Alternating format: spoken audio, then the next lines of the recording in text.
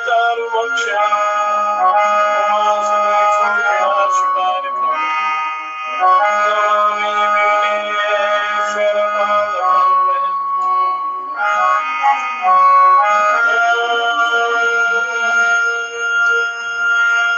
नंदन्तु साधका सर्वे विनश्यन्तु अवस्था शापमे देवस्तु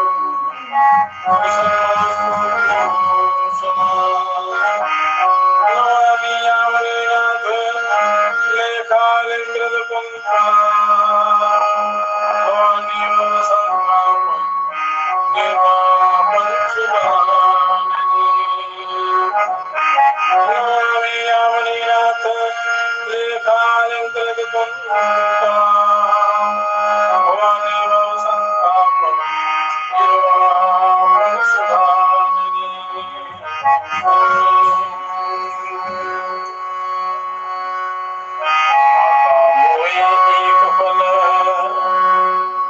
पिता मोए फल चार भाई मोए हरि कह कबीर विचार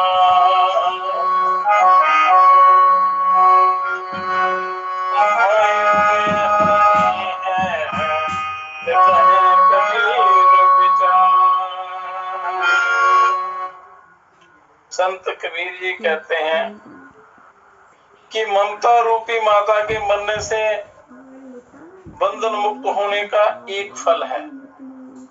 ममता रूपी माता मरने से और अहंकार रूपी पिता के मरने से चारों फलों की प्राप्ति होती है। पिता रूपी अहंकार जो है और परंतु भाव रूपी भाई के मरने से अपने उद्धार कल्याण की हानि होती है। भाव जो है और अतः इसकी यत्न पूर्वक सुरक्षा करनी चाहिए।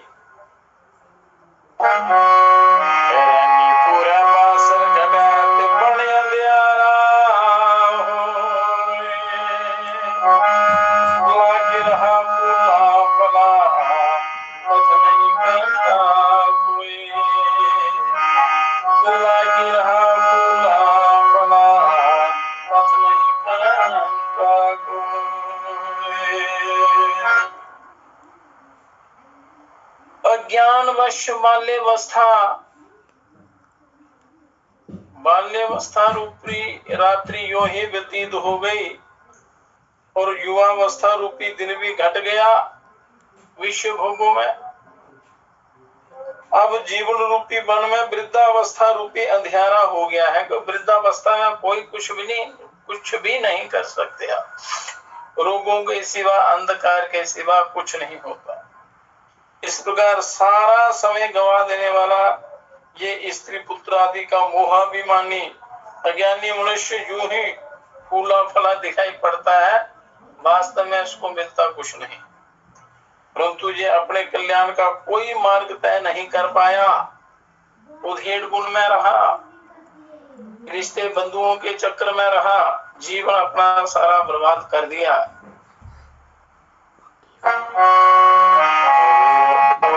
ज्ञान का कैसा कैसे करूं विचार, अस्थिर में था पथ कटे चला चली नहीं पा, अस्थिर में था पथ कटे चला चली नहीं पा। जिन जिज्ञासुओं में उल्टे ज्ञान का जिज्ञासु जनों उल्टे ज्ञान का विचार कैसे करें, संत कबीर जी कहते हैं जो सब ओर से हटकर स्थिरता पूर्वक निज आत्मा स्वरूप में स्थिर हो जाता है उसका मार्ग तो कट जाता है, वह अपने लक्ष्य को पा लेता है। परंतु जो विषय भोगों में चलायमान या आसक्त होकर भटक जाता है वह पथ पार नहीं कर पाता, अर्थात उसका कल्याण नहीं होता। उसकी चिंता होती है, उसकी चिंता कैसे दूर हो।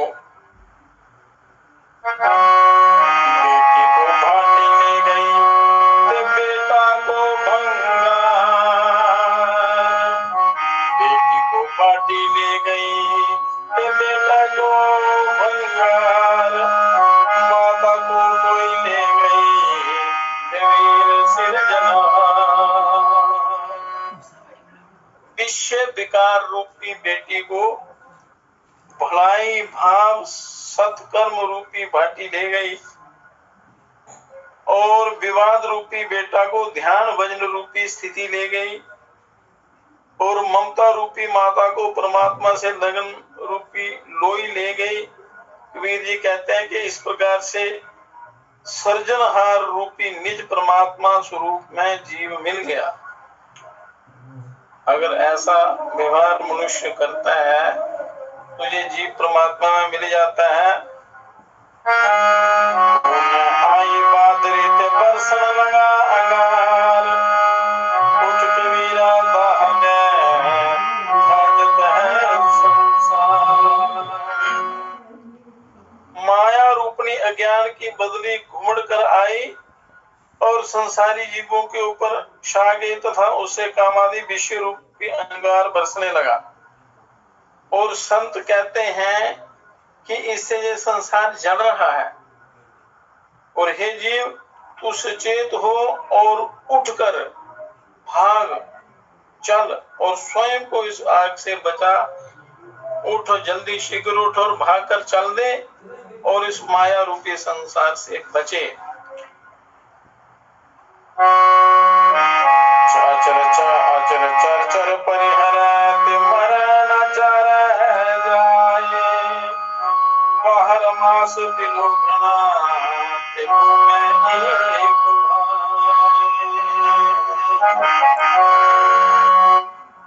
के चंचल वृत्तियों को वश में करे तथा संयमित भाव से निज आत्म स्वरूप में ध्यान लगाए और या आत्म मनन करे तथा सचेत रहे, मतलब विषय भोगों के वश में ना आए। मरी हुई भाव शांत संयमी वृत्तियां फिर विश्व में ना विचरे, इसका ध्यान रखना। इसलिए सदा अच्छी संगति करना, परमात्मा का चिंतन करना और इस प्रकार 12 मास सदैव सतत ध्यान साधना करे तथा एक आत्म भाव में ही भ्रमण करे तो उसको परम सिद्धि प्राप्त हो जाती है। शरीर का विषय चिंतन त्याग कर संयमित वृत्ति से निज आत्म स्वरूप में स्थित हो। इसका अर्थ ये है कि विषय भोगों का त्याग करके और संयमित जीवन बिताते हुए वृत्तियों को वश में करते हुए उनको आत्म स्वरूप में लगाए जो आपका असली स्वरूप है। तो इसलिए इन मनोवृत्तियों को आपने रोकना है। तो ये मनोवृत्तियों को रोकने का उपाय योग में है।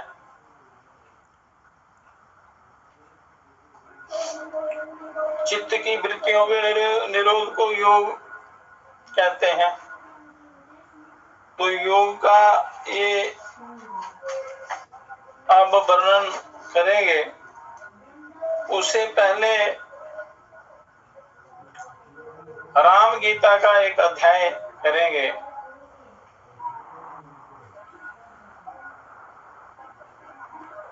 तो इसमें वक्ता श्री भगवान राम ही हैं, परंतु श्रोता तथा प्रतिपाद्य विषय अलग अलग हैं। ये अध्यात्म ज्ञान का विषय है। प्रभु राम कृष्ण शिव उस परिपूर्ण ब्रह्म के ही साकार रूप हैं और ये मनुष्य के कल्याण में लगे रहते हैं। पर मनुष्य इतना शरारती है कि उस ईश्वर की आज्ञा का पालन नहीं करता और ईश्वर की प्राप्ति के लिए प्रयत्न नहीं करता, अपना उद्धार कल्याण नहीं करता। अब श्री महादेव वाच कदाचित् एकांतो उपस्थितं प्रभु रामं रमाललित पाद पंकजं सौमित्र रासादित शुद्ध भावना प्रणम्यं भक्ता विन्यान्वितो अब्रवीत। श्री महादेव बोले कि किसी दिन भगवान राम जिनके चरण कमलों की सेवा साक्षात श्री लक्ष्मी जी करती हैं। एकांत में बैठे हुए थे भगवान राम। उस समय शुद्ध विचार वाले लक्ष्मण जी ने उनके पास जाकर उन्हें भक्ति पूर्वक प्रणाम कर अति विनीत भाव से कहा, हे प्रभु, आप शुद्ध ज्ञान स्वरूप समस्त देहधारियों के आत्मा, सबके स्वामी और स्वरूप से निराकार हैं। जो आपका असली स्वरूप है उससे निराकार है और जो आपके चरण कमलों के लिए भ्रमर रूप हैं, उन परम भागवतों के सहवास के रसिकों को ही आप ज्ञान दृष्टि से दिखलाई देते हैं। इसलिए हे प्रभु, योगी जन जिनका निरंतर चिंतन करते हैं, संसार से छुड़ाने वाले उन आपके चरण कमलों की मैं शरण में हूँ, और आप मुझे ऐसा उपदेश दीजिए कि जिससे मैं आसानी से ही अज्ञान रूपी अपार सागर समुद्र से पार हो जाऊं, समुद्र के पार हो जाऊं, इस भव सागर से तर जाऊं। श्री लक्ष्मण जी के वचन सुनकर शरणागत वत्सल प्रभु श्री रामचंद्र जी सुनने के लिए उत्सुक हुए और लक्ष्मण को उनके अज्ञान अंधकार का नाश करने के लिए प्रसन्न चित्त ज्ञान उपदेश करने लगे। उनके वचन सुनकर वो बड़े प्रसन्न हुए और ज्ञान उपदेश देने लगे। अब भगवान श्री राम बोले, आदो सो वर्णाश्रम वर्णिता क्रिया कृत्वा समासाधन शुद्ध मानसा समाप्य तत्पूर्वमुपात साधनाम समाश्रयेत सद्गुरु मात्म लभ्ये। ये भगवान श्री राम बोले कि सबसे पहले अपने अपने वर्ण और आश्रम के लिए शास्त्रों में बतलाई हुई विधि के अनुसार क्रियाओं का यथावत पालन करके चित्त हो शुद्ध हो जाने पर उन कर्मों को छोड़ दे और शम दम आदि साधनों से संपूर्ण हो आत्म ज्ञान की प्राप्ति के लिए सदगुरु की शरण में जाए। सारे ऋषि मुनि देवता अवतार यही कहते हैं कि गुरुओं की शरण के बिना, उनके मार्गदर्शन के बिना इस मृत्यु रूपी संसार सागर से कल्याण नहीं होता। अतः उनकी शरण में जाए और बिना गुरुओं के चाहे हजारों शास्त्र पढ़ लो तो वो ज्ञान नहीं मिलता, वो समझ नहीं लगती। कर्म देहं क्रिया शरीर भवदे हेतुराद्रिता प्रिया प्रियो तो भक्ता सुरागिना धर्मेतरो तत्र पुनः शरीरकम पुनः क्रिया चक्र बदीर्यते भवान। कर्म देहांतर की प्राप्ति के लिए ही स्वीकार किए गए हैं। कर्म जो है ये शरीरों की प्राप्ति के लिए ही स्वीकार किए गए हैं, क्योंकि उनमें प्रेम रखने वाले पुरुषों से इष्ट अनिष्ट दोनों ही प्रकार की क्रियाएं होती हैं। इसे शरीरों से इष्ट अनिष्ट अच्छी बुरी दोनों क्रियाएं होती हैं। उनसे धर्म और अधर्म दोनों की प्राप्ति होती है और उनके कारण शरीर प्राप्त होता है, जिससे फिर कर्म होते हैं। इसी प्रकार ये संसार चक्र के समान चलता रहता है ये सारा। और संसार का मूल कारण अज्ञान ही है। संसार का कारण क्या है? अज्ञान। और इन शास्त्रीय विधि वाक्यों में उस अज्ञान का नाश ही संसार से मुक्त होने का उत्तम उपाय बतलाया गया है, ज्ञान। फिर ज्ञान जब प्राप्त हो जाता है तो ज्ञान का जब अभ्यास मनुष्य करता है तो वो योग कहलाता है। और उसके द्वारा जब ये दिव्य ज्ञान प्राप्त होता है तो मनुष्य का कल्याण हो जाता है, मोक्ष हो जाता है। अज्ञान का नाश करने में ज्ञान ही समर्थ है। अज्ञान का नाश करने में ज्ञान समर्थ है और कर्म नहीं, सकाम कर्म नहीं, क्योंकि उस अज्ञान से उत्पन्न होने वाला कर्म उसका विरोधी नहीं हो सकता। इसलिए ना अज्ञान हानिर्ना चाराग संगक्षो भवेत् तथा कर्मं सदोषमुद्भवेत् ततः पुनः संसृतिरप्यवारिता तस्माद् बुधो ज्ञानं विचारमाणं भवेत्। सकाम कर्म द्वारा अज्ञान का नाश अथवा राग का क्षय नहीं हो सकता।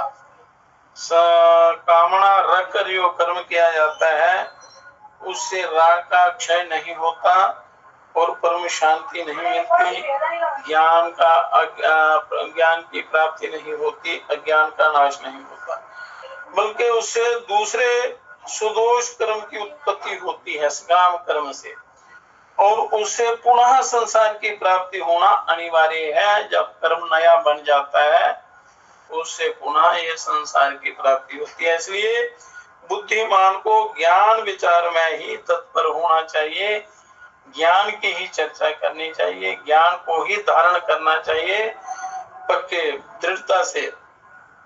दृढ़ता से उसको धारण करना है। कुछ वितर्कवादी ऐसा कहते हैं कि जिस प्रकार वेद के कथनानुसार ज्ञान पुरुषार्थ का साधक है, वैसे ही कर्म वेद विहित है और प्राणियों के लिए कर्मों की अवश्य कर्तव्यता का विधान भी है, इसलिए वह कर्म ज्ञान के सहकारी हो जाते हैं। कुछ विद्वान कहते हैं कि अगर निष्काम कर्म किए जाएं तो ज्ञान का सहयोग कर सकते हैं। साथ ही श्रुति कर्म ना करने में दोष भी बतलाया है कि जो शास्त्रों में कर्म बताए हुए हैं उनको ना करने से दोष भी होता है, इसलिए मुमुक्षुओं को उन्हें सर्वदा करते रहना चाहिए। और यदि कोई कहे कि ज्ञान स्वतंत्र है और निश्चय ही अपना फल देने वाला है, उसे मन से भी किसी और की सहायता की आवश्यकता नहीं है, तो उसका ये कहना ठीक नहीं है। क्योंकि जिस प्रकार यज्ञ सत्य कर्म होने पर भी अन्य कारकादि की अपेक्षा करता ही है, उसी प्रकार विधि से प्रकाशित कर्मों के द्वारा ही ज्ञान मुक्ति का साधक हो सकता है। अतः कर्मों का त्याग उचित नहीं है। कर्म जो शास्त्रों में बताए हैं अवश्य कर्तव्य कर्म, वो तो मनुष्य को त्यागने योग्य नहीं है, वो करना उचित है, त्यागना उचित नहीं है। उनको किए बिना कल्याण नहीं होता, वो दिव्य ज्ञान की प्राप्ति नहीं होती। तो सिद्धांति ऐसा जो कोई कुर्तुर्की कहते हैं उनके कथन में प्रत्यक्ष विरोध होने के कारण वह ठीक नहीं है, क्योंकि कर्म देहाभिमान से होता है और ज्ञान अहंकार के नाश होने पर सिद्ध होता है। कि इस प्रकार विशुद्ध विज्ञान विरोचनांचिता विद्या तुम वृत्तिश्चर्वेति भव्य भन्यते उदेति कर्मा अखिल कारकादि भी निर्हंति विद्या अखिल कारकादिकम। वेद वाक्यों का विचार करते करते, वेदों को सुनते सुनते विशुद्ध विज्ञान के प्रकाश से उद्भासित हो चरम आत्मवृत्ति होती है, उसी विद्या को आत्मज्ञान कहते हैं। इसके अतिरिक्त कर्म संपूर्ण कारकादि की सहायता से होता है, किंतु विद्या समस्त कारकादि का नाश कर देती है। जितने भी कर्म बंधन हैं उनका सबका नाश कर देती है विद्या। तो इसलिए विद्या ग्रहण करनी चाहिए। इसलिए समस्त इंद्रियों के विषयों से निवृत्त होकर, इंद्रियों के विषयों से आपने निवृत्त होना है और आत्मानुसंधान में लगा हुआ बुद्धिमान पुरुष आत्मज्ञान की प्राप्ति में आत्मानुसंधान में लगा हुआ ज्ञानी पुरुष संपूर्ण कर्मों का सर्वदा त्याग कर दे, उनके कर्मों के फलों का त्याग कर दे, क्योंकि विद्या विरोधी होने के कारण कर्म का उसके साथ समुच्चय नहीं हो सकता। इसलिए उनका कर्मों में जो कामना होती है, उनके फल की इच्छा होती है, उसका त्याग करते हैं। और जब तक माया से मोहित रहने के कारण मनुष्य का शरीर आदि में आत्म भाव है, और ये मोह के कारण इस शरीर में जो आत्म भाव हो जाता है शरीर को ही आत्मा समझना शुरू हो जाते हैं, तभी तक उसे वैदिक कर्मानुष्ठान कर्तव्य हैं। तब तक मनुष्य को जो शास्त्रों में बताए हुए वैदिक कर्तव्य कर्म है उनका करना चाहिए। जब देहाभिमान छूट जाता है, असली ज्ञान हो जाता है, तो फिर सारे कर्तव्य कर्म अपने आप छूट जाते हैं। नीति नीति आदि वाक्यों से संपूर्ण आत्म वस्तुओं का निरोध करके, निषेध करके, अनात्म वस्तुएं जो हैं, जो नाशवान या संसारिक विषय भोग रूपी जो पदार्थ हैं, उनका निषेध करके और परमात्म स्वरूप को जान लेने पर फिर उसे समस्त कर्मों को छोड़ देना चाहिए। और परमात्म विवेद वेदकम, भगवान श्री राम बोले, यदा परमात्मा तुम विवेद वेदकम विज्ञानम आत्मन्नं भव्यति भावस्वरम तदैव माया प्रविलीयते अंजसा सकार का कारणम आत्मन संसृते। कि जिस समय परमात्मा और जीवात्मा के भेद को दूर करने वाला, परमात्मा और जीवात्मा में जो भेद है वो मनुष्यों को के बुरे कर्मों के प्रभाव से वो भेद दिखाई देता है, अज्ञान की वजह से। तो जब उस भेद को दूर करने वाला प्रकाशमय विज्ञान अंतःकरण में स्पष्टतया भाषित होने लगता है, उसी समय आत्मा के लिए संसार प्राप्ति की कारण माया अनायास ही कर्क आदि के सहित लीन हो जाती है, माया लीन हो जाती है। उसको असली आत्मा के अपने स्वरूप के दर्शन हो जाते हैं, साक्षात्कार हो जाता है। श्रुति प्रमाण के उस माया के नष्ट हो कर दिए जाने पर फिर वह अपना कार्य करने में समर्थ भी किस प्रकार हो सकेगी, क्योंकि परमार्थ तत्व एकमात्र ज्ञान स्वरूप निर्मल और अद्वितीय है। जो परमार्थ तत्व है, ब्रह्म है, ईश्वर है, परमात्मा है, वही एक ज्ञान स्वरूप है, निर्मल है और अद्वितीय है। अतः बोध हो जाने पर फिर अविद्या उत्पन्न नहीं होती। एक बार ज्ञान हो जाए, बोध हो जाए, तो फिर वो अविद्या प्रकट नहीं होती, अज्ञान नहीं होता और मनुष्य के कल्याण का रास्ता खुल जाता है। यदि समं नष्टाना पुनः प्रसूयते कर्ता हम अस्येति मति कथं भवेत् तस्मात् स्वतंत्रा न किमपेक्षते विद्या विमोक्षाय विभाति केवला। कि जब एक बार नष्ट हो जाने पर अविद्या का फिर जन्म नहीं होता, फिर दोबारा जन्म नहीं होता। जो बोधवान को मैं इस कर्म का करता हूँ, ऐसी बुद्धि कैसे हो सकती। माया का नाश हो जाने पर फिर उसमें अहंकार पैदा नहीं होता। इसलिए ज्ञान स्वतंत्र है, उसे जीव के मोक्ष के लिए किसी और की अपेक्षा नहीं है और वह स्वयं अकेला ही उसके लिए समर्थ है। इसलिए ज्ञान सर्वश्रेष्ठ है। कहते हैं कि ज्ञान के बिना कल्याण नहीं होता, आत्मानंद की प्राप्ति नहीं होती। और इसके सिवा तैत्तिरीय शाखा की प्रसिद्ध श्रुति भी आग्रह पूर्वक स्पष्ट कहती है, वो उपनिषद कहता है कि समस्त कर्मों का त्याग करना ही अच्छा है तथा एतावत इत्यादि वाजस्नेयी शाखा की श्रुति भी कहती है कि मोक्ष का साधन ज्ञान ही है, कर्म नहीं है। तो कर्मों का सही सही ज्ञान वही उस ईश्वर की साक्षात ईश्वर की प्राप्ति कराने में समर्थ है। और हे लक्ष्मण, तुमने जो ज्ञान की समानता में यज्ञ आदि का दृष्टांत दिया सो ठीक नहीं है, क्योंकि उन दोनों के फल अलग अलग हैं। इसके अतिरिक्त यज्ञ तो होता है, ऋत्विक यजमान आदि बहुत से कारकों से सिद्ध होता है और ज्ञान इससे विपरीत है और अर्थात वह कारकादि के साध्य नहीं है। ज्ञान तो आपके अंदर ही प्रकट होता है। कर्मों के त्याग करने में अवश्य प्रायश्चित भागी होऊंगा, ऐसी अनात्म बुद्धि अज्ञानियों को हुआ करती है। कर्म के त्याग करने से मैं अवश्य प्रायश्चित भागी होऊंगा, ये उनके मन में भाव आ जाता है। ऐसी जो अनात्म बुद्धि है और वो अज्ञानियों को हुआ करती है, तत्व ज्ञानी को नहीं होती। तत्व ज्ञानी अपने स्वरूप में स्थित रहता है।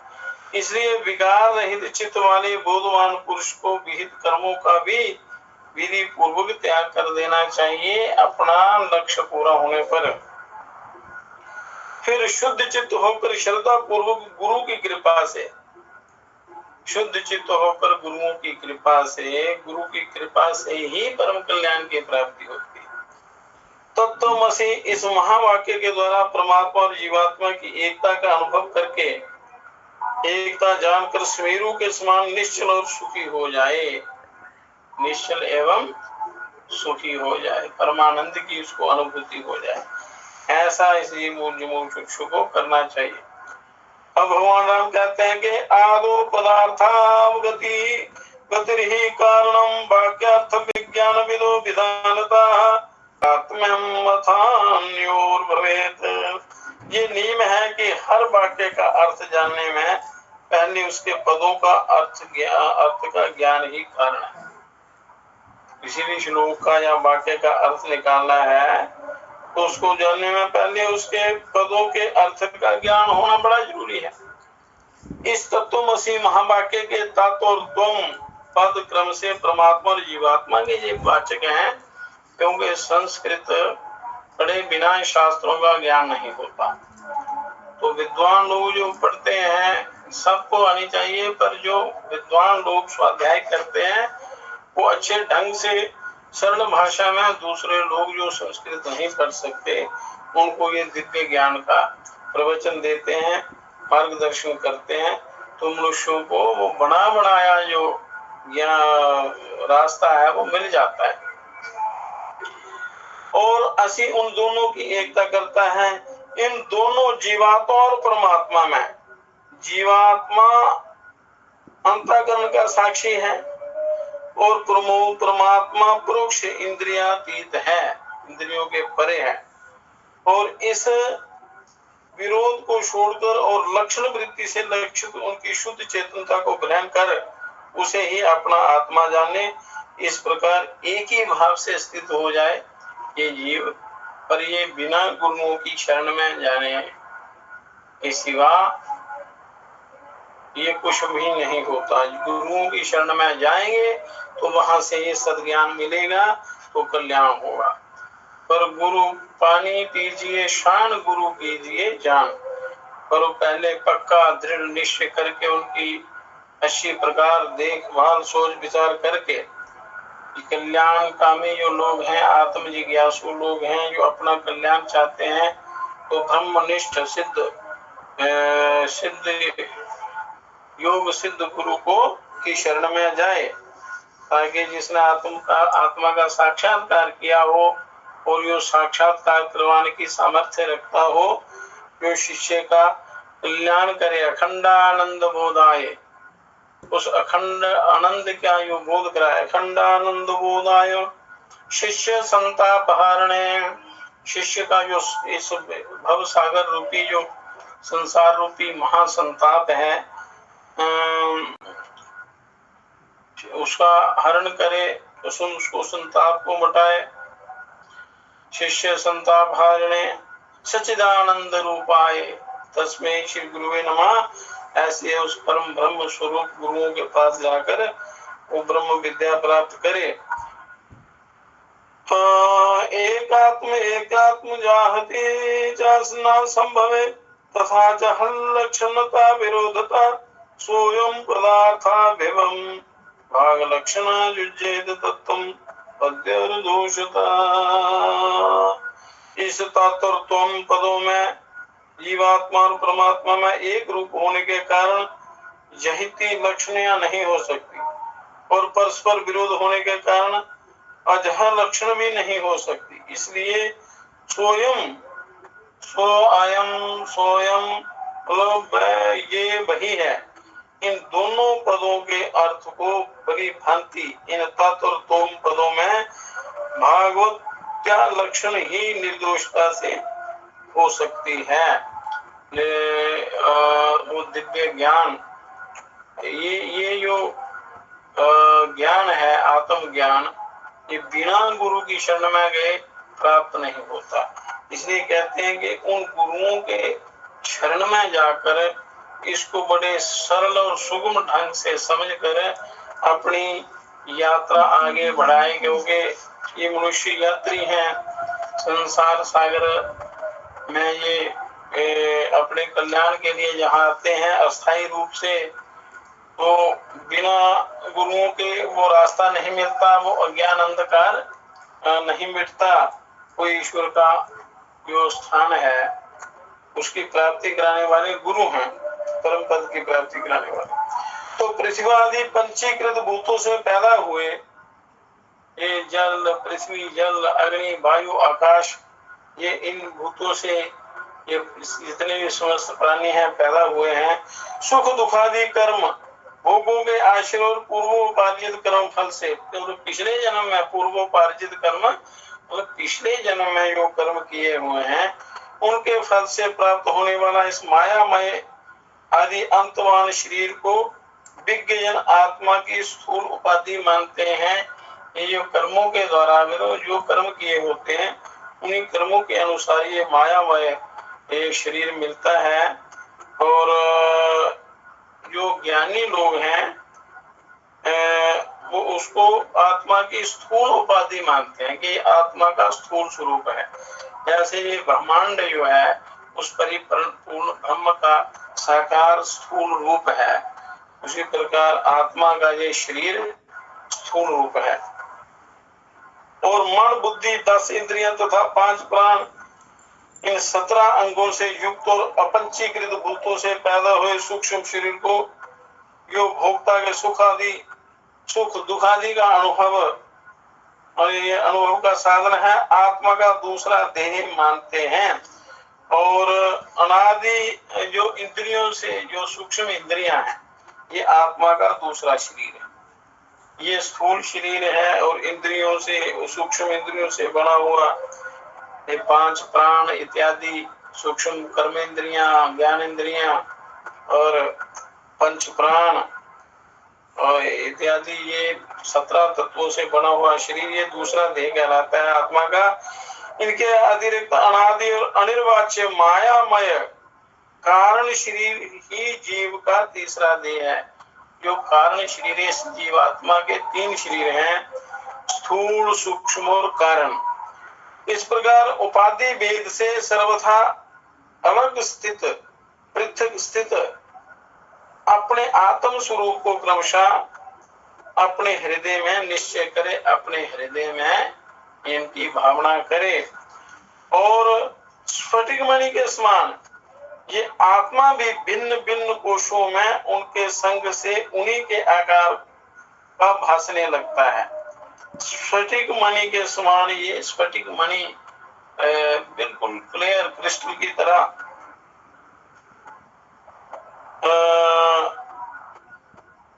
जिस कोश में ये होता है उसी का आकार धारण कर लेता है, उसी के आकार में ये भासने लगता है। किंतु इसका भली प्रकार विचार करने से वह अद्वितीय होने के कारण असंग रूप और अजन्मा निश्चित होता है। जब अभ्यास बढ़ जाता है तो पूरा पता चल जाता है मनुष्य को कि शरीर और आत्मा अलग अलग दिखाई देते हैं। इसलिए त्रिगुणात्मिका बुद्धि की ही स्वप्न, जागृत और सुषुप्ति भेद से 3 प्रकार की वृत्तियां दिखाई देती हैं। किंतु इन तीनों वृत्तियों में जो सतो रजो तमो से युक्त होती हैं, इनमें एक दूसरी में व्यभिचार होने के कारण ये तीनों एकमात्र कल्याण स्वरूप नित्य परम ब्रह्म में मिथ्या है, अर्थात उसमें इन वृत्तियों का सर्वथा अभाव है। परम ब्रह्म में, परमात्मा में ये वृत्तियां नहीं रहती हैं, ये इनसे परे है वो परमात्मा। तो बुद्धि की वृत्ति ही ध्येय इंद्रिय, प्राण, मन और चेतन आत्मा के संघात रूप से निरंतर परिवर्तित होती रहती है। और ये वृत्ति तमोगुण से उत्पन्न होने के कारण अज्ञान रूपा है, और जब तक ये रहती है तब तक ही संसार में जन्म होता रहता है। तो योग की विधि, योग युक्ति से इसका निवारण करना है और उस ब्रह्म को प्राप्त करना है, ईश्वर की उस बुद्धि को निर्मल करना है और इस अज्ञान को दूर करना है। तो भगवान श्री राम कहते हैं कि नेति प्रमाणेन निराकृता अखिलो हृदयः समास्वादित चिदघनामृता त्यज्ये देशेशं जगदा तत्सदरसं पीत्वा यथाम्बाः प्रयाहाति तत्फलम्। नेति नेति आदि श्रुति प्रमाण से निखिल संसार का बाध करके और हृदय में चिद घृणामृत का आस्वादन करके संपूर्ण जगत को उसके सार रूप सत ब्रह्म को ग्रहण करके इनको त्याग दे, संसार का त्याग कर दे। जैसे नारियल के जल को पीकर मनुष्य उसे फेंक देते हैं, उसी प्रकार उस ब्रह्म को प्राप्त होने के बाद ये सारे जितने प्रपंच हैं इनका त्याग कर दे। आत्मा ना कभी मरता है और कदाचित आत्मा ना मृतो ना जायते ना क्षीयते नापि विवर्धते अनवाः निरस्त सर्व अतिशय सुखात्मकाः स्वयं प्रवाह सर्वगतो अयं द्वया। कि आत्मा ना कभी मरता है ना जन्मता है, ये सब शास्त्रों में लिखा है। और वह ना कभी क्षीण होता है ना बढ़ता है, उसमें किसी प्रकार का कोई विकार नहीं होता, और वह पुरातन संपूर्ण विशेषणों से रहित और सुख स्वरूप और स्वयं प्रकाश सर्वगत और अद्वितीय है। उस आत्मा को का ही बोध आपने करना है, उसको जानना है, उसको जानने का प्रयत्न करना है अपना। जो इस प्रकार ज्ञानमय और सुख स्वरूप है और उसमें ये दुखमय संसार की प्रतीति कैसे हो सकती है? पर जाने बिना ये संसार से जो संसार में सुख की प्रतीति होती है ये भ्रम है। जब वो आत्मज्ञान हो जाता है तो ये सारा भ्रम मिट जाता है। आत्मज्ञान होने से ये सारा भ्रम माया जाल मिट जाता है। तो ये जो अभ्यास के कारण ज्ञान से ही दिखाई दे रहा है, ज्ञान से तो ये एक क्षण में लीन हो जाता है। इसलिए ज्ञान की प्राप्ति ही कल्याण का मूल कारण है, क्योंकि ज्ञान और अज्ञान का परस्पर विरोध है। तो ज्ञान से ही अज्ञान का नाश होता है। तो इसलिए ज्ञान प्राप्ति में मनुष्य को कभी प्रमाद नहीं करना चाहिए। आलस्य, प्रमाद, तंद्रा, निद्रा का त्याग करना है। अपनी जो आदतें हैं उनको सुधारना है, क्योंकि संसार के जितने भी पदार्थ हैं या भोग हैं या जितने भी ये लोग हैं, तो ये कल्याण होने में कई प्रकार के विघ्न डालते हैं, विघ्न आते हैं मनुष्य के। तो जो इनसे हार जाता है तो अपना जीवन हार जाता है। इनसे हारना नहीं है, अपना उद्धार करना है, कल्याण करना है। यदि आप निरंतर लगे रहेंगे तो निश्चित रूप से आपको सफलता मिलेगी। तो इसलिए कहते हैं कि योग साधना के द्वारा मनुष्य को अज्ञान अंधकार को दूर करके परमात्मा का साक्षात्कार करना चाहिए, और इसी जन्म में उसको परमानंद की प्राप्ति हो सकती है और ये मुक्त हो सकता है। भ्रम से जो अन्य में अन्य की प्रतीति होती है उसी को विद्वानों ने अभ्यास कहा है। और जिस प्रकार असर्प रूप रज्जु आदि में सर्प की प्रतीति होती है, रस्सी में जो सर्प की प्रतीति होती है, परंतु उसमें सर्प वो होता नहीं, वो भ्रम होता है उसका। उसी प्रकार ईश्वर में संसार की प्रतीति हो रही, वास्तव में संसार है नहीं। जो विकल्प और माया से रहित है, उस सब के कारण निरामय अद्वितीय और विचित्र स्वरूप परमात्मा ब्रह्म में पहले इस अहंकार रूप अध्यास की ही कल्पना होती है, और फिर उसके बाद सबके साक्षी आत्मा में, ये आत्मा सबका साक्षी है, इसमें इच्छा अनिच्छा राग द्वेष सुख दुख आदि रूप बुद्धि की वृत्तियां ही जन्म मरण रूप संसार के कारण होती हैं। ये वृत्तियां ही, क्योंकि सुषुप्ति में इनका अभाव हो जाने पर इसमें आत्मा का सुख रूप से भान होता है। जब सुषुप्ति में इनका वृत्तियों का अभाव हो जाता है तो हमें आत्मा का सुख रूप से भान होता है, बड़ा आनंद मिलता है। तो वृत्तियां ही फंसाने वाली होती हैं संसार में। अनादि विद्या से पैदा हुई बुद्धि में, अनादि विद्या से प्रतिबिंबित ये चेतन का प्रकाश ही जीव कहलाता है। जीवात्मा क्या है? उस परमात्मा का ही प्रकाश है, उस ब्रह्म का प्रतिबिंब जो है, उसका प्रकाश जो है, यही जीव कहलाता है। और बुद्धि के साक्षी रूप से आत्मा उससे अलग है, और वह परमात्मा तो बुद्धि से अपरिच्छिन्न है। तो इसलिए भगवान राम कहते हैं कि अग्नि से तपे हुए लोह के चिदाभास साक्षी आत्मा तथा बुद्धि के एकत्र रहने से परस्पर अन्योन्याध्यास होने के कारण उनकी चेतनता और जड़ता प्रतीत होती है।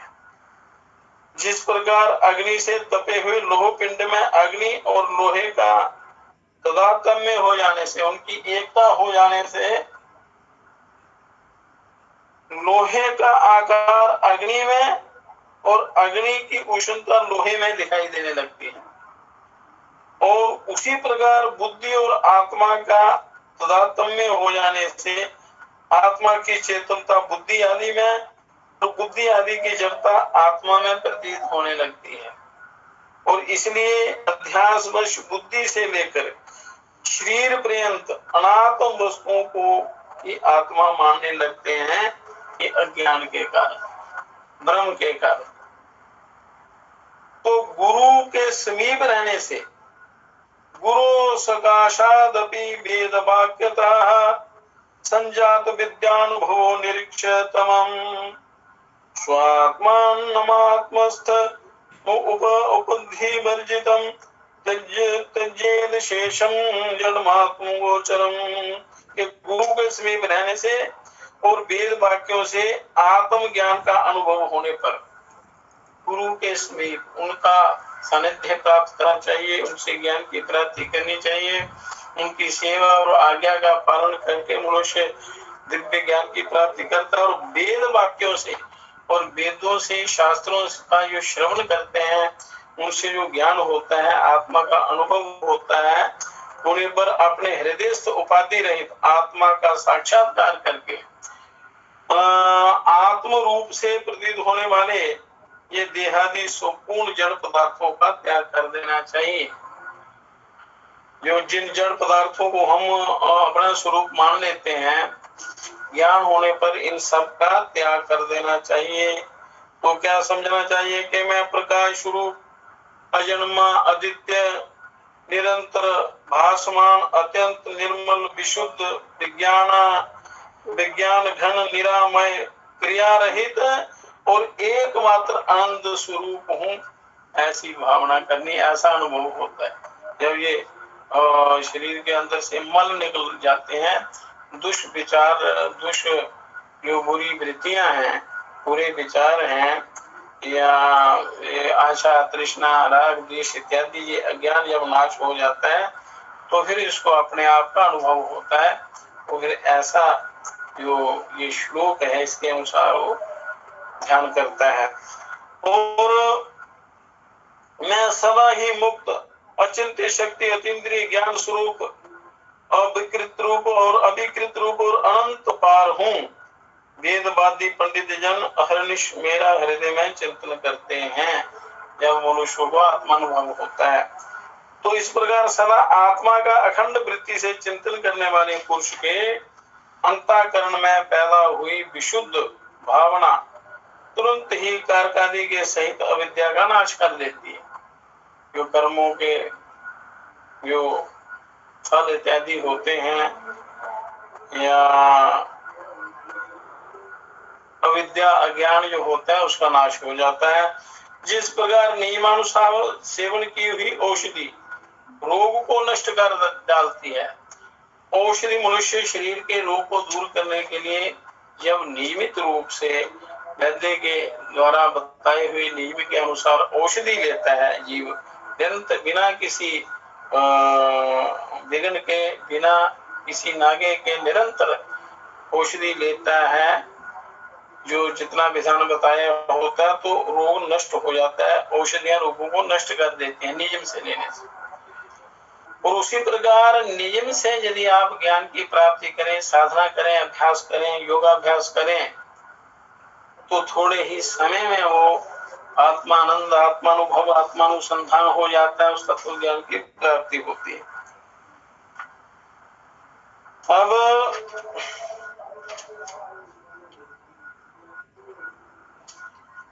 आत्म चिंतन करने वाले पुरुष को चाहिए कि एकांत प्रदेश में इंद्रियों को उनके विषयों से हटाकर और अंतःकरण को अपने अधीन करके बैठे। इंद्रियों को जो वो जिन जिन विषयों में लगी हुई हैं या इच्छा करते हैं उनसे हटाकर अंतःकरण को अपने अधीन करना, मन को भटकने नहीं देना और ईश्वर के ध्यान के लिए उसको तैयार रखना तथा आत्मा में स्थित होकर किसी साधन का आश्रय ना लेकर शुद्ध चित्त हुआ केवल ज्ञान दृष्टि द्वारा एक आत्मा की ही भावना करे एकांत में बैठकर। तो ये विद्या युक्ति गुरुओं से इसकी विधि जानकर मनुष्य को प्रातः सायं अपने ध्यान में बैठना चाहिए। हर समय निरंतर उनकी तरफ ध्यान होना चाहिए। काम करते हुए, चलते, उठते, बैठते, खाते, तो ऐसे तो निरंतर सतत ध्यान चलते रहना चाहिए। और विशेष रूप से एकांत में बैठकर अपने निवास स्थान में ही कहीं एकांत कमरे में बैठकर आत्मचिंतन करना चाहिए। तो वो धीरे धीरे अपने आप आपका अज्ञान और अंधकार दूर होता जाएगा और वो प्रकाश प्रकट होता जाएगा। आपको आनंद की अनुभूति होगी। और ये विश्व परमात्मा स्वरूप है ऐसा समझकर इसे सबके कारण रूप आत्मा में लीन कर दे, संसार को भूल जाए। जितनी देर ध्यान में बैठे सब कुछ भूलकर बिल्कुल शून्य होकर अपनी आत्मा में लीन कर दे सारी वृत्तियों को। इस प्रकार जो पूर्ण चिदानंद स्वरूप से स्थित हो जाता है उसे बाह्य अथवा आंतरिक किसी भी वस्तु का ज्ञान नहीं रहता, ध्यान लग जाता है। समाधि प्राप्त होने के पूर्व ऐसा चिंतन करे कि संपूर्ण चराचर जगत केवल ओमकार मात्र है, केवल ओमकार स्वरूप है, ओमकार ही है। क्योंकि ओमकार शब्द ब्रह्म है और इसी से सृष्टि पैदा होती है, इसी में लीन होती है। ये परिपूर्ण ब्रह्म का ही प्रतीक है। ये संसार वाच्य है और ओंकार इसका वाचक है। अज्ञान के कारण ही इसकी प्रतीति होती है संसार की, ज्ञान होने पर इसका कुछ भी नहीं रहता। इस प्रकार मनुष्य को ओंकार की उपासना करनी है। बहुत बड़ी उत्तम उच्च कोटि की साधना है ओंकार की। आ उ और म, आ उ म ये तीन वर्ण हैं। इनमें से अकार विश्व जागृति के अभिमानी का वाचक है, विश्व का वाचक है। उकार तेजस स्वप्न का अभिमानी कहलाता है और मकार प्राज्ञ सुषुप्ति के अभिमानी को कहते हैं। ये व्यवस्था समाधि लाभ से पहले की है और तत्व दृष्टि से ऐसा कोई भेद नहीं है। तो नाना प्रकार से स्थित अकार रूप विश्व पुरुष को ऊकार में लीन करे और ओंकार के द्वितीय वर्ण तेजस रूप ऊकार को उसके अंतिम वर्ण मकार में लीन करे। इसका एक बड़ा दिव्य विज्ञान है ओंकार का। ओंकार की ध्यान साधना विधि जो है, इसका निरंतर अभ्यास करने से 3 महीने में कम से कम 3 महीने साधना निरंतर लगातार करते रहना चाहिए, तो इसका साक्षात्कार होता है, पता चलता है। तो फिर इस अभ्यास को छोड़ना नहीं है, निरंतर इसको करते रहना है। तो जीते जीव आत्मानुसंधान हो जाएगा, आत्मानुभव होगा, उस परमात्मा का साक्षात्कार हो जाएगा। फिर कारणात्मा प्रजारूप महकार को भी चिदानंद चिद घन स्वरूप परमात्मा में लीन कर देना चाहिए। ऐसी भावना करे कि वह नित्य मुक्त विज्ञान स्वरूप उपाधि विहीन निर्मल परम ब्रह्म मैं ही हूँ, और ऐसी भावना करे। इस प्रकार निरंतर परमात्मा भावना करते करते जो आत्मानंद में मग्न हो जाता है, तो तथा जिसे संपूर्ण दृश्य प्रपंच विस्मृत हो गया है। ज्ञान से क्या होता है, जो मनुष्यों का संसार के पदार्थों के प्रति मोह होता है, तृष्णा राग होता है, तो ज्ञान से वो सारा विस्मृत हो जाता है। संपूर्ण दृश्य प्रपंच जो है, ये ज्ञान होने के पर सारा विस्मृत हो जाता है। वह नित्य आत्मानंद का अनुभव करने वाला जीवन मुक्त योगी निरंतर समुद्र के समान साक्षात मुक्त स्वरूप हो जाता है। तो इसके लिए, इसकी प्राप्ति के लिए योग साधना, ये भगवान श्री कृष्ण जी ने कल उस गीता में, उत्तर गीता में बताया था कि योग शास्त्रों का स्वाध्याय करे, उनका ज्ञान प्राप्त करे और अभ्यास करते करते अपना कल्याण करे, क्योंकि बड़ा जल्दी योग के द्वारा कल्याण होता है। क्योंकि इस योग के द्वारा शरीर शुद्धि होती है, शरीर के रोग दूर होते हैं, चित्त एकाग्र होता है, बड़ा जल्दी ईश्वर का साक्षात्कार होता है।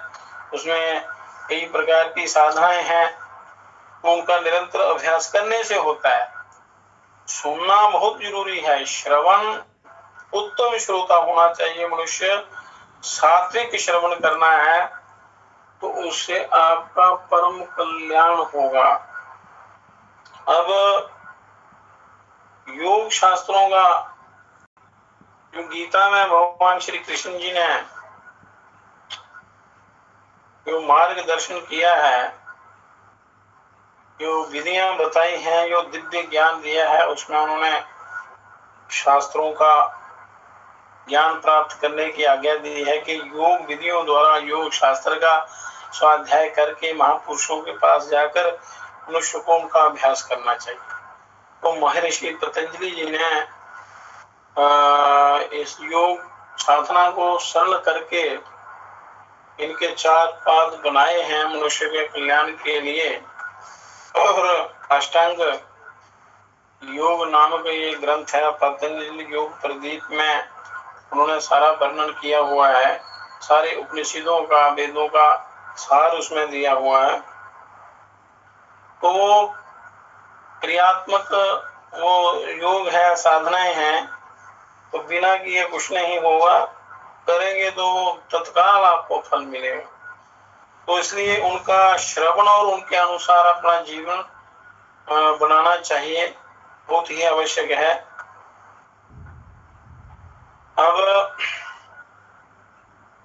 उस शास्त्र का आरंभ करते हैं जो भगवान श्री कृष्ण जी ने अर्जुन को कहा है कि योग शास्त्र का श्रवण करो, उस पर चलो। तो पतंजलि जी ने पहला पाद समाधि पाद लिखा है,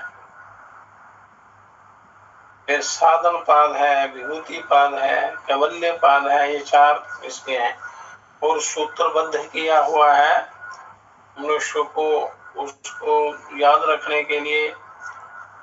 तो पहला सूत्र है क्योंकि ये आत्म कल्याण की भावना से मनुष्य के जीवों के उद्धार के लिए इन्होंने ये तप करके ये लिखा है, परमात्मा से ये ज्ञान प्राप्त करके। कहते हैं कि निपुण क्षेत्र के जिस प्रकार सबसे प्रथम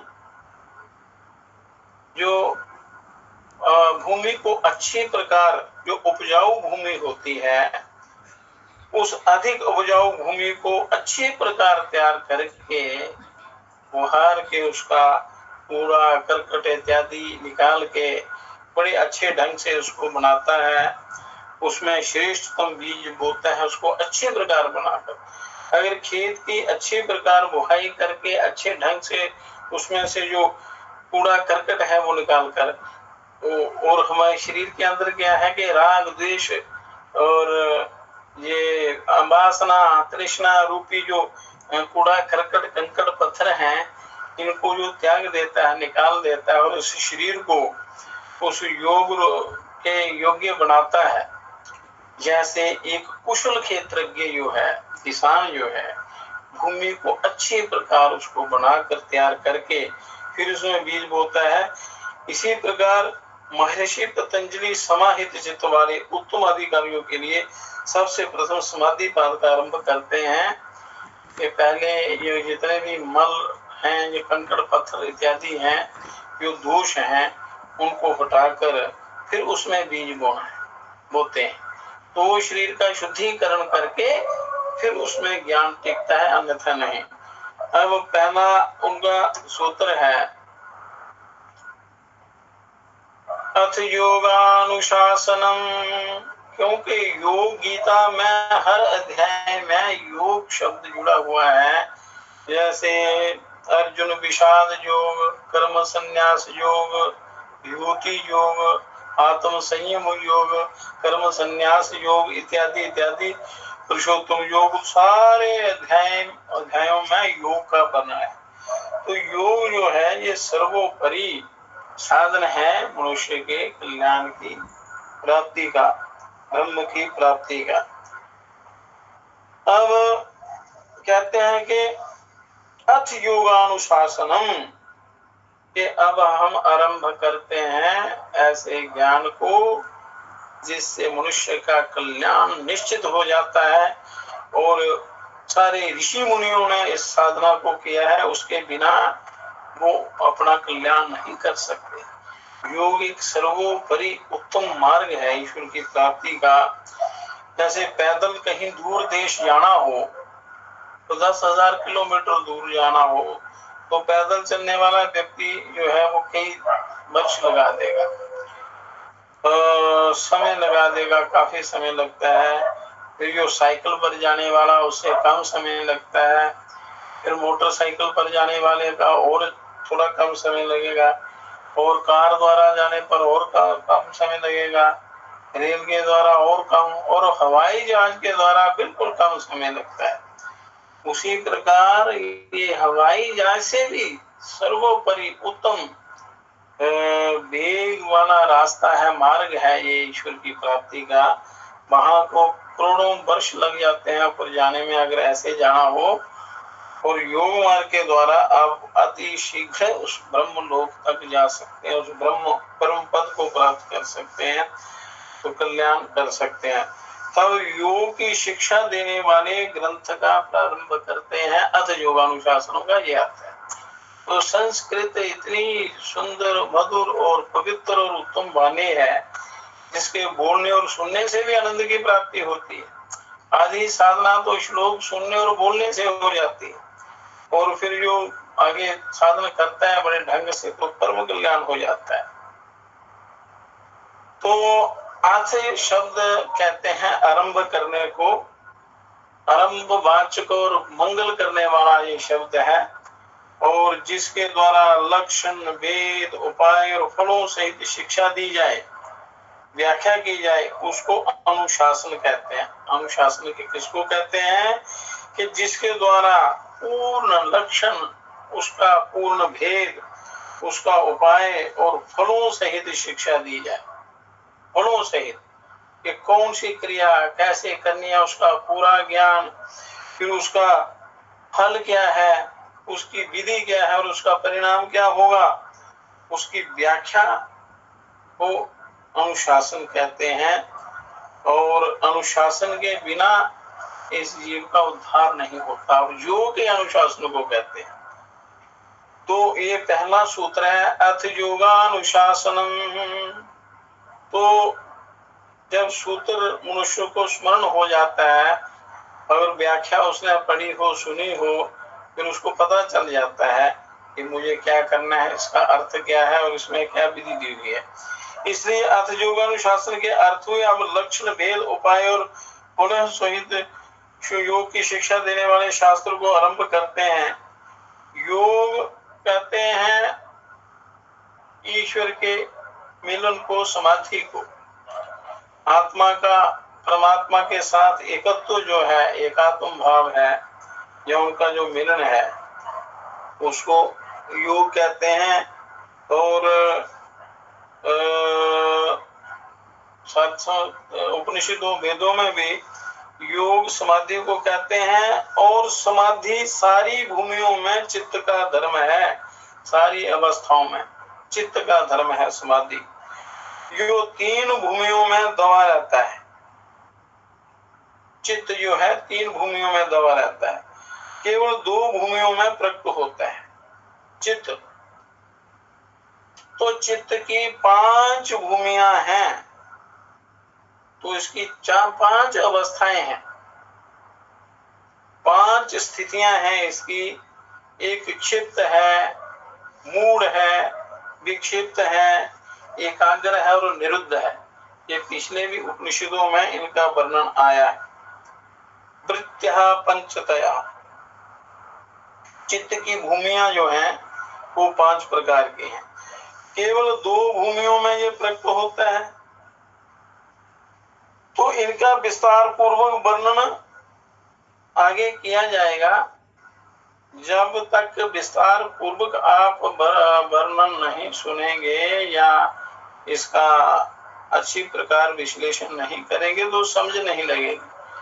कोई बात समझ में नहीं आए तो उसका अभ्यास कैसे करना है, तो अज्ञान कैसे दूर होगा। इसलिए अत्यंत चंचल चित्त को क्षिप्त और निद्रा, तंद्रा, आलस आदि वाले चित्त को मूढ़ कहते हैं।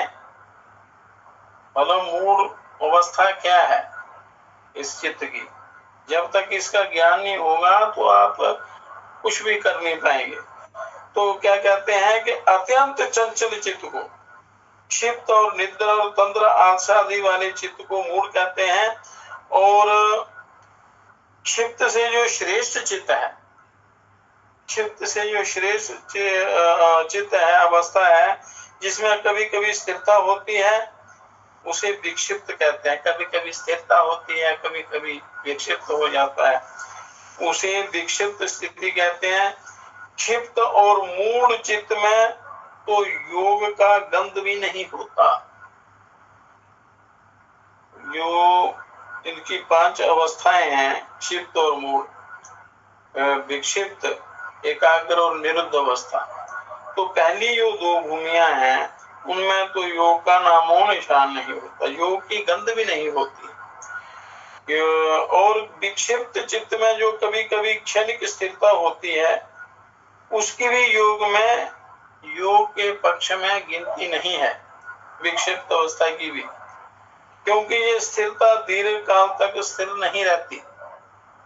क्योंकि मनुष्य कभी ध्यान करता है, कभी नहीं करता है, चित्त कभी छोड़ देता है, ये विक्षिप्त अवस्था हो जाती है, शीघ्र ही प्रबल चंचलता से नष्ट हो जाती है। इसलिए विक्षिप्त भूमि भी योग रूप नहीं है। तो ये 3 भूमियां जो हैं ये योग रूप नहीं है। जिसका एक ही अग्र विषय हो, एक ही विषय में विलक्षण वृत्ति से, व्यवधान से जो स्थिरता बनती है उसको एकाग्रता कहते हैं। बीच बीच में आ जाने से, व्यवधान से रहित सदृश वृत्तियों के प्रभाव वाले चित्त को एकाग्र चित्त कहते हैं। तो उसमें थोड़ा थोड़ा योग का अंश आ जाता है। और ये पदार्थ के सत्व स्वरूप को, प्रकाश, क्लेश को नाश, बंधन को ढीला और निरोध के अभिमुख रहता है। और ये संप्रज्ञात समाधि और संप्रज्ञात योग कहलाता है। और इसके 4 भेद हैं। क्या क्या भेद हैं?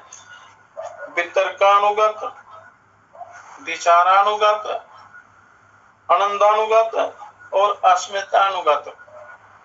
सत्र में इसकी व्याख्या आगे करेंगे क्रमानुसार, क्योंकि जो भी विद्या ग्रहण की जाती है आज यदि क्रम से की जाए तो याद भी रहती है और उसमें मन भी लगता है और उसको मनुष्य जल्दी ग्रहण करता है।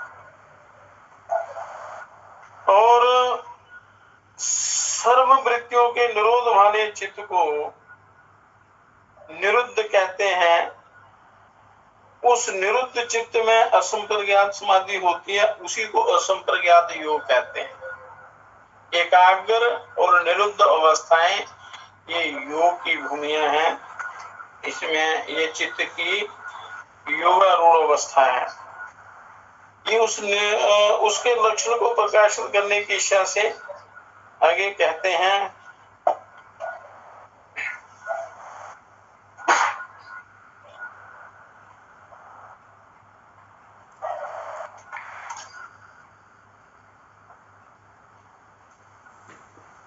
अब इसका विशेष विचार करते हैं कि अनुबंध चतुष्टय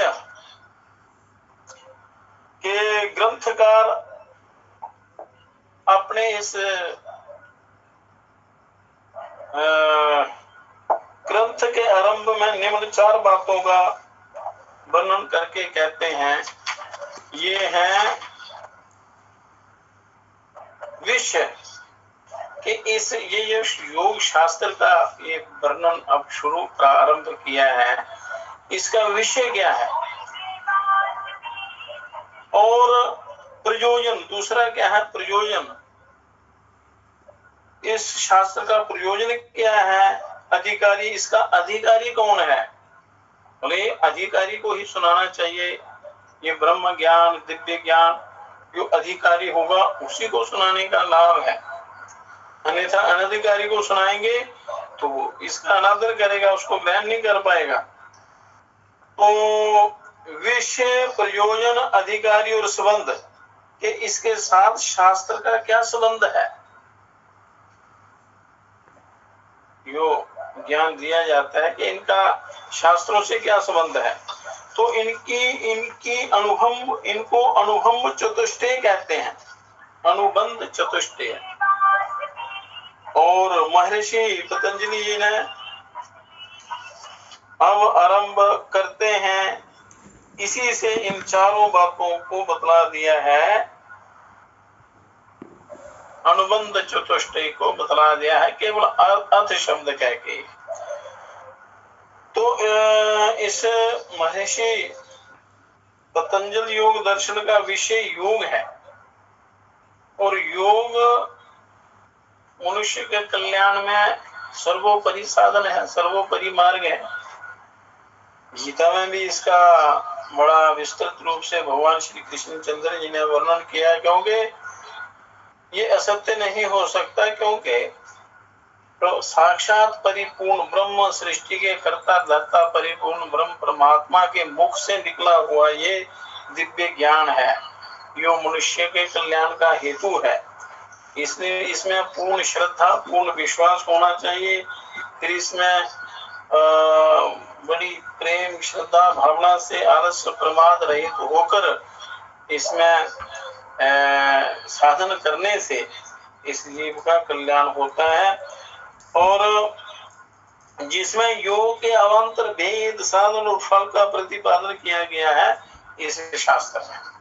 तो योग व्यक्ति इनको अच्छी प्रकार सुनकर धारण करता है, इस पर अभ्यास करता है, तो इसी जन्म में उसकी मुक्ति हो जाती है, कल्याण हो जाता है, सच्चे सुख की प्राप्ति हो जाती है। योग द्वारा स्वरूपा स्थिति, तत्व ज्ञान की प्राप्ति, परम पद की प्राप्ति, ब्रह्म ज्ञान की प्राप्ति होती है। तो उस ईश्वर का साक्षात कराना इस ग्रंथ का उद्देश्य है। सारे शास्त्रों का सार इसमें दिया हुआ है। इसका प्रयोजन आत्म साक्षात्कार, ईश्वर की प्राप्ति, ब्रह्म की प्राप्ति है, जीवन की मुक्ति है। स्वरूप स्थिति और परमात्मा प्राप्ति का जिज्ञासु और मुमुक्षु साधक किसका अधिकारी है? इसका अधिकारी कौन है? इसके 4 प्रयोजन जो बताए हैं, विषय, प्रयोजन, अधिकारी और संबंध। तो अब कहते हैं कि स्वरूप स्थिति और परमात्मा प्राप्ति का जिज्ञासु और मोक्ष की इच्छा रखने वाला साधक इसका सच्चा और सही अधिकारी है। इसमें जिज्ञासा है उसी को तो ये विद्या दी जाती है। हम आदमी तो इसका ना इसको ग्रहण कर सकते हैं और ना ही उनकी समझ में कुछ आता है, ना उनके अंदर जिज्ञासा होती है। तो जिज्ञासाहीन को ये ज्ञान नहीं दिया जाता। और ये दर्शन योग का प्रतिपादक है, ये दर्शन शास्त्र है, योग का प्रतिपादक है, इसलिए इसका योग से बड़ा गहरा संबंध है। योग साधन है, स्वरूप स्थिति साध्य है, और स्वरूपा स्थिति और योग का साध्य साधन भाव संबंध है। ये जो आगे बताए हैं, स्वरूप स्थिति का जिज्ञासु योग का अधिकारी है, मतलब अपने आत्मा को जानने का जो जिज्ञासु है, जो आत्मानंद की प्राप्ति चाहता है, अपना कल्याण चाहता है, इस मृत्यु रूप संसार सागर से तरना चाहता है, वही इसका अधिकारी है। अब इसको सुनने के का भी, इसका श्रवण करने का भी मनुष्य अधिकारी होना चाहिए, और अधिकारी सुनेगा तभी उसको लाभ होगा, फल होगा, वो अभ्यास करेगा। इसलिए स्वरूप स्थिति और अधिकारी में प्रापक भाव संबंध है। अधिकारी और योग का कर्तृ कर्तव्य भाव संबंध है। ये संबंध क्या है यहाँ बताया, अनुबंध चतुष्टय में यही बताया है, इनका भाव यही है कि इस शास्त्र का संबंध क्या है। तो ये संबंध के विषय में बता रहे हैं।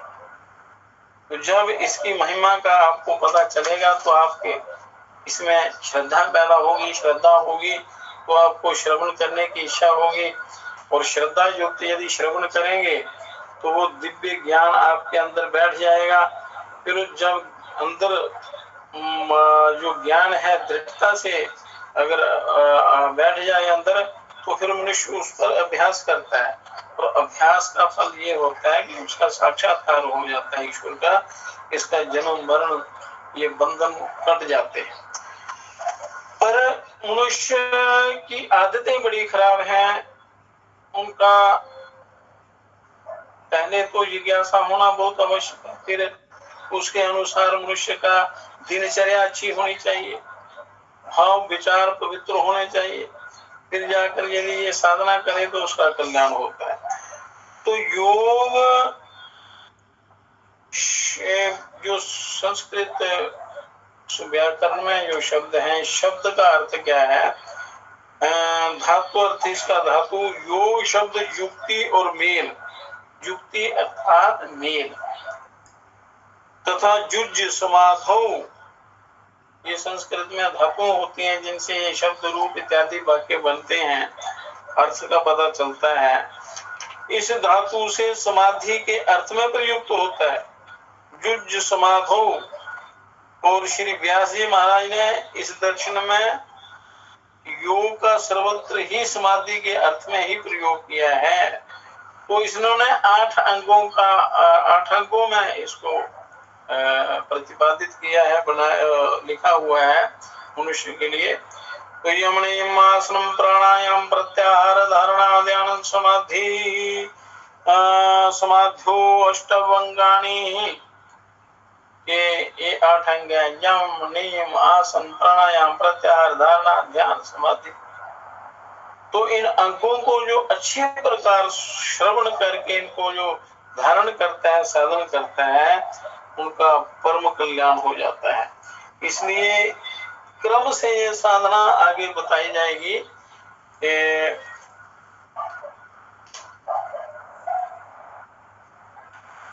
क्रम से सुनना है, प्रतिदिन सुनना है। जो बात अच्छी उसमें ज्ञान वर्धक और आपको समझ में आ जाए तो उसको लिख लेना है, क्योंकि शास्त्रों में कभी ढूंढने पर भी कभी ये नहीं मिलते हैं, पता नहीं चलता कौन से शास्त्र में कहाँ क्या लिखा हुआ है। तो सत्संग से मनुष्य बहुत सीखता है। ऐसे शास्त्र पढ़ने में तो समय बहुत कम होता है मनुष्य के पास। श्रवण के द्वारा वो याद भी रहता है और मनुष्य को बिना मेहनत के थोड़े थोड़े परिश्रम से, श्रद्धा यदि हो तो थोड़े परिश्रम से वो ज्ञान आपको सुलभ हो जाता है। तो उसको लिख लेना चाहिए, तो उसको याद रखना और उस पर उसका अभ्यास करते रहना चाहिए। तो समाधि में और योग में अंगा अंगी भाव संबंध बतलाया गया है। परंतु समाधि जिसके दो भेद हैं, संप्रज्ञात समाधि और असंप्रज्ञात समाधि। समाधि पूजा कोटि सम स्तोत्र, स्तोत्र कोटि समो जपा, जप कोटि सम ध्यानम, ध्यान कोटि समो लया। तो योग में ये ध्यान जो है इसका बहुत महत्व है।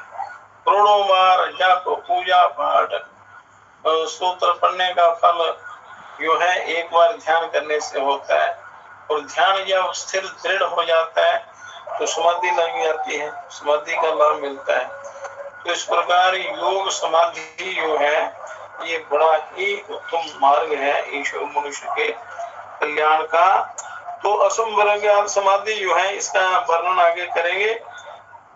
योग का मुख्य अंग तथा साधन होने के कारण योग के अर्थ में इस शास्त्र में ये लिखा हुआ है जो मनुष्य के कल्याण में बहुत ही सहायक। तो योग की प्राचीन परंपरा क्या है इसको आपने अच्छी प्रकार समझना है। इसका वर्णन कल करेंगे। श्वास की साधना का बड़ा महत्व है।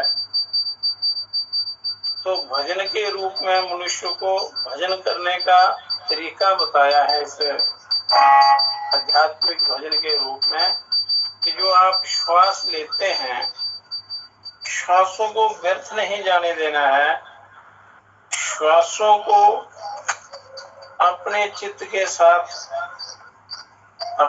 को श्वासों के साथ एकाग्र करना है।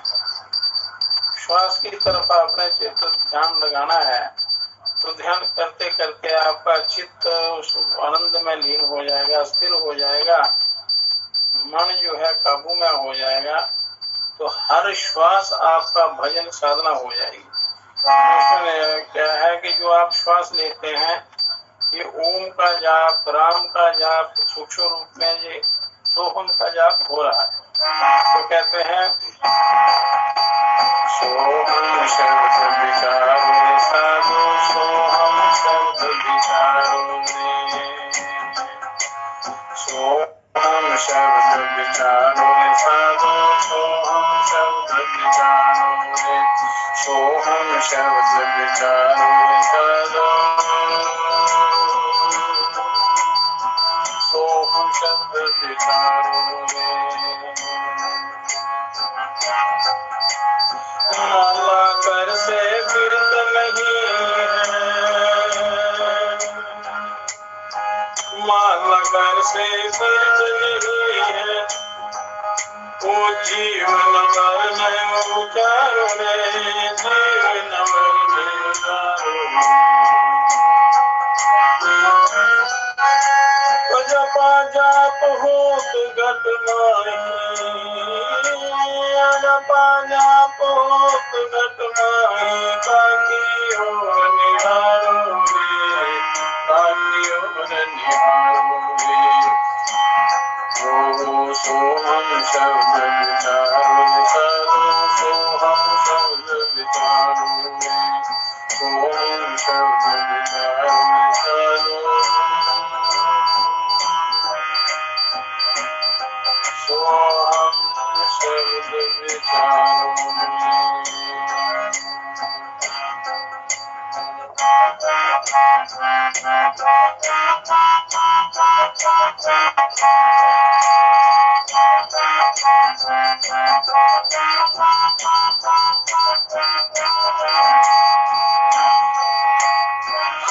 अक्षर से श्वास उठाओ, सो से जाए पीठारो में, सो से जाए पीठारो।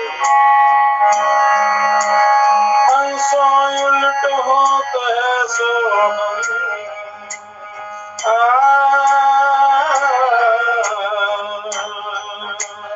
हंसो उल्ट होत है सो योगी जन निर्धारो रे, योगी जन निर्धारो रे। सोहम शब्द विचारो रे, सोहम शब्द विचारो रे, सोहम शब्द विचारो रे, सोहम शब्द विचारो रे।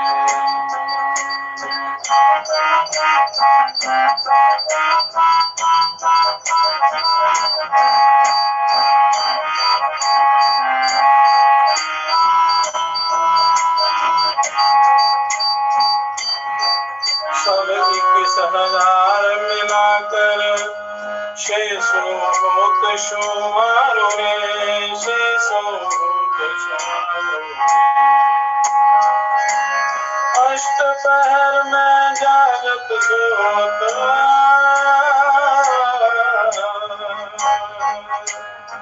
अष्टपहर में जागत सोत, मन में जपो सुधारो रे, मन में जपो सुधारो रे। सोहम शब्द विचारो, सोहम शब्द विचारो रे। योग युवक हम जाने साधु, योग युवक हम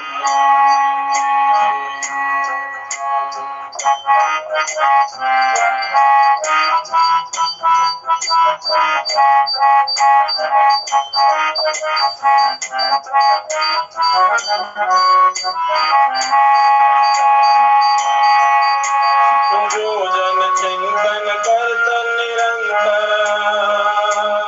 जो जन चिंतन करतन निरंतर, छोड़ जगत व्यवहार रे, छोड़ जगत व्यवहार रे।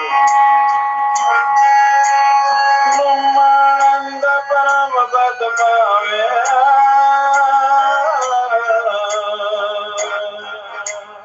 ब्रह्मानंद परम पद पावे, मिटे जन्म संसार रे, मिटे जन्म संसार रे। सोहम शब्द विचारो रे, सोहम शब्द विचारो रे, सोहम शब्द विचारो रे। सदा सोहम शब्द विचारो रे, सोहम शब्द विचारो रे साधु सोहम। या राम सोहम ओम, इन शब्दों का उच्चारण करते हुए शयन करते समय श्वास के साथ ओ के साथ अंदर श्वास, म के साथ बाहर मानसिक ध्यान करना, तो एक तो आपको नींद अच्छी आएगी, ध्यान लगेगा, सोए सोए भी जाप होता रहेगा, बड़े आनंद की अनुभूति होगी, स्वास्थ्य लाभ भी होगा, चित्त भी एकाग्र होगा और प्रभु के दर्शन भी होंगे स्वप्न में। तो पूरी रात्रि जो है, जो श्वास व्यर्थ जाते हैं, अगर ध्यान करते करते आप सोएंगे श्वास के साथ चित्त एकाग्र करके, तो वो हर श्वास जो है आपका हर श्वास में तप हो जाएगा, तपस्या हो जाएगी, ध्यान हो जाएगा, अभ्यास हो जाएगा, उसको लाभ आपको मिलेगा। तो उसका निरंतर अभ्यास करना है, करते रहना। तो आगे जो योग का आरंभ किया है, तो उसमें संपूर्ण ज्ञान विद्या योगी साधन है, ये धीरे धीरे बताए जाएंगे और धीरे धीरे आपने अभ्यास करना है, तो उससे बड़ा लाभ मिलेगा। ओम शांति शांति शांति।